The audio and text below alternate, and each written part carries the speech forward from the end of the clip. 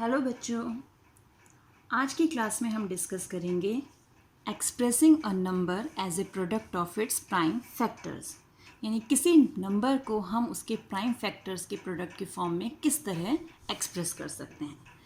तो सबसे पहले तो हम डिस्कस करेंगे कि प्राइम नंबर्स क्या होते हैं। प्राइम नंबर्स हम छोटी क्लासेस से ही करते आ रहे हैं। प्राइम नंबर्स वो नंबर्स होते हैं जिनके सिर्फ दो फैक्टर्स होते हैं। फर्स्ट फैक्टर वो खुद और सेकंड फैक्टर वन। या तो वो सेल्फ खुद होंगे या फिर वन। फॉर एग्ज़ाम्पल 2, 3, 5, 7 ये सारे नंबर्स हमारे प्राइम नंबर्स हैं। क्यों? क्योंकि 2 का जो फैक्टर्स हैं, यानी 2 किस किस की टेबल में आता है, 1 की टेबल में या फिर अपनी टेबल में। 3 किसकी टेबल में आता है, 1 की टेबल में या फिर 3 की टेबल में। इसी तरह 5 एंड 7, फिर आगे हमारे 11, 13, इस तरह सारे प्राइम नंबर्स होते हैं। अगर हम 8 को देखें तो 8 हमारा 1 की टेबल में भी आता है, 2 की टेबल में भी आता है, 4 की टेबल में भी और खुद अपनी टेबल में भी। यानी यहाँ पर इसके मोर देन 2 फैक्टर्स हो गए, तो it is not a prime number, it is a composite number. अब हमें इन्हीं प्राइम नंबर्स को यूज़ करते हुए और डिविजिबिलिटी रूल्स को ध्यान में रखते हुए जो हमें नंबर दिया जाएगा उसका प्राइम फैक्टराइजेशन करना है। अब हम फॉर एग्ज़ाम्पल ले लेते हैं 140। इसका हमें प्राइम फैक्टराइजेशन करना है सबसे पहले। तो अब इसके यूनिट प्लेस पे 0 है, it has 0 on its unit place. तो किससे डिवाइड होगा ये, या तो 2 से या फिर 5 से। तो हम इसे 2 से डिवाइड करते हैं। स्मॉलेस्ट प्राइम नंबर से शुरू करते हैं। 2 7 ज़ा 40, 0 अगेन 0 आ गया, फिर हम 2 से डिवाइड करेंगे 35। अब इसके यूनिट प्लेस पे आ गया है 5, तो ये किससे डिवाइड होगा, 5 से। 5 7 ज़ा 35 और 7 तो खुद ही एक प्राइम नंबर है, तो 7 1 ज़ा 7। तो अब अगर हम 140 को इन प्राइम फैक्टर्स के प्रोडक्ट के फॉर्म में एक्सप्रेस करना चाहें तो 140 इज इक्वल टू 2 कितनी बार आया है हमारा, 1 2, यानी 2 raise to the power 2 into 5 एक ही बार है, 5 raise to the power 1 and 7 also 7 raise to the power 1। तो ये है 140 का उसके प्राइम फैक्टर्स के फॉर्म में, उसके प्रोडक्ट के फॉर्म में उसका एक्सप्रेशन। एक और एग्जांपल लेते हैं, उससे और क्लियर हो जाएगा। अब हम एग्जांपल ले लेते हैं 3825।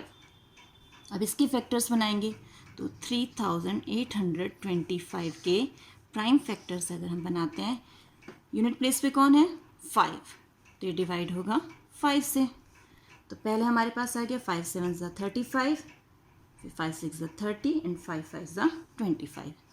अगेन 5 1 ज़ा 5, 5 3 ज़ा 5 5 ज़ा 25 एंड 5 3 ज़ा 15।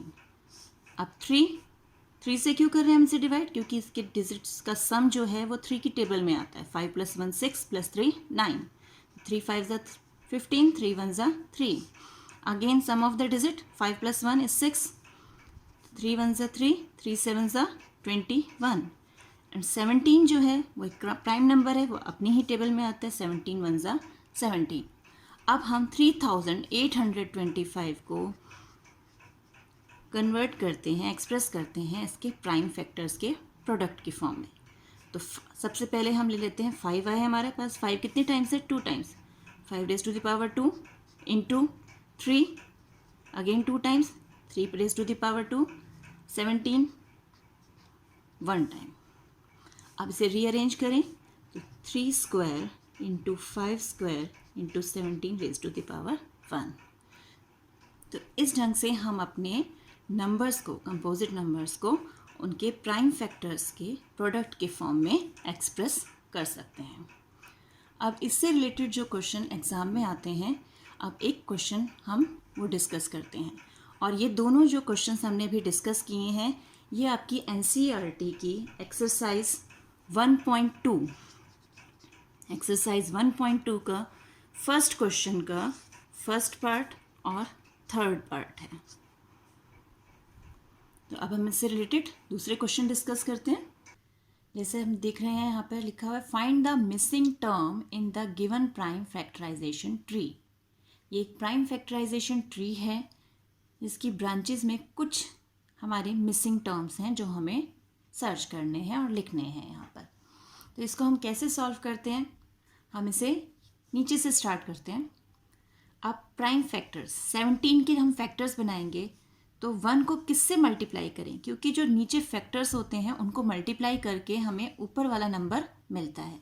तो 1 को किससे मल्टीप्लाई करें कि 17 मिल जाए, ऑब्वियसली 17 से हम मल्टीप्लाई करेंगे, तो यहाँ का नंबर आ गया 17। सिमिलरली अब ये 51 है, 51 के ये दो फैक्टर्स होंगे 17 और यहाँ कोई टर्म होगी जिन्हें आपस में मल्टीप्लाई करने पर हमें 51 मिलेगा। अब 17 को किससे मल्टीप्लाई किया जाए कि 51 मिल जाए, तो क्या आएगा आंसर 17 3 ज़ा 51। ये टर्म भी हमारी फुलफिल हो गई, हमने भर दिया पूरा।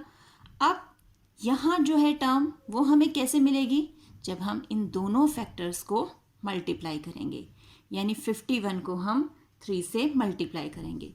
तो 51 इंटू 3 1 ज़ा 3 एंड 3 5 ज़ा 15, तो आ गया 153। अब ऊपर गए, ये तो ऑलरेडी कंप्लीट है। अब सबसे टॉप वाली टर्म हमें ढूंढनी है, तो हमें क्या करना होगा, अगेन दो फैक्टर्स दिए हुए हैं हमें, इन फैक्टर्स को मल्टीप्लाई करके हमें टॉप वाली टर्म भी मिल जाएगी।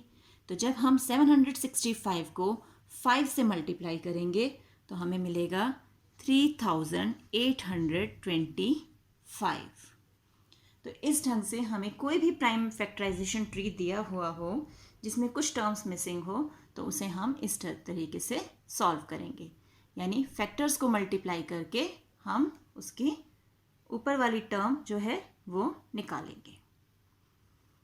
तो ये क्लियर हुआ आपको। तो अब हम प्राइम फैक्टराइजेशन और प्राइम फैक्टराइजेशन से रिलेटेड प्रॉब्लम्स सॉल्व करना सीख गए हैं।